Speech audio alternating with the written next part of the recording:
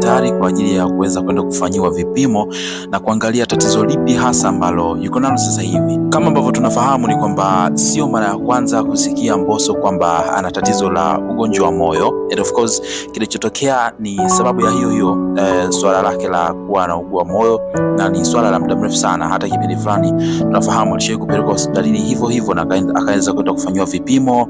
Tunafahamu akina Diamond alienda, akina Queen Darling wakawa analia na vitu kama hivyo. Sasa leo hii pia imekuwa hivyo kwa kile ambacho kimeweza kutokea Mbosso, na sababu nzima nitakusanua hapa juu ya kile ambacho kimepelekea mpaka akapata huo mshtuko. Sasa kabla sijaweza kukuambia hiyo sababu ambayo imepelekea akapata mshtuko, naamini kwamba wengi zaidi mnaweza kama mnamwombea aweze kuwa salama zaidi. So kama nani miongoni mwa hao watu ambao unatamani basi aweze kulikava ama aweze kupona mapema zaidi, onyesha upendo kwa kubonyeza neno subscribe hapo chini ya hii video. Baada ya hapo like video, kisha kwenye comment section utakuja kuniachia maoni yako kutokana na kile ambacho wewe utakuwa umeweza kitazama katika hii video. Mimi basi unakuwa unazipata hapa on time. Kwa hiyo subscribe tu hapo chini ikiwa ni ishara ya upendo na kwamba unamwombea aweze kupona mapema zaidi.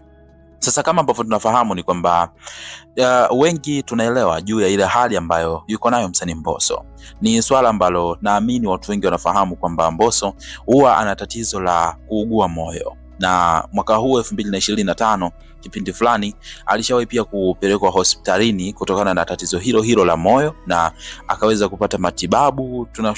Tunakumbuka vizuri kwamba walikuwa mastaa wengi sana, lakini moja ya watu ambao walilia sana kipindi kile ambacho Mbosso alikuwa anaumwa ni dadake na Diamond Platnumz, Queen Darling, ambaye tunafahamu ni rafiki yake mkubwa sana huyu tangu kitambo hicho mpaka leo hii. Kwa hiyo walikuwa wanajisikia huzuni sana na wakawa wanamwombea kwamba aweze kupona, and finally hali yake ilibadilika na kuwa poa kabisa. Tangu hapo hatujai kuona Mbosso akija kukutwa na hali nyingine tena ya huu moyo wake kuweza kumsumbua, mpaka pale ambapo hizi taarifa kwa mara nyingine tena zimekuja kuonyesha kwamba Mbosso amepata mshtuko, na inasemekana kwamba hali hii imeweza kumtokea akiwa nyumbani kwake ambapo alikuwa ametulia na kufanya zake mazoezi kama kawaida. Tunafahamu watu kama hawa pia lazima wawe wanafanya mazoezi mengi kutokana na ushauri ambao aliweza kupewa, lakini ni mazoezi fulani hivi ambayo ni soft ya kuhakikisha kwamba pengine mafuta hayajai sana mwilini na anafanya mwili unakuwa unajiregulate vizuri, na mwisho wa siku mchakato mzima huko mwilini unaenda vizuri kwa ajili ya kupunguza hatari zaidi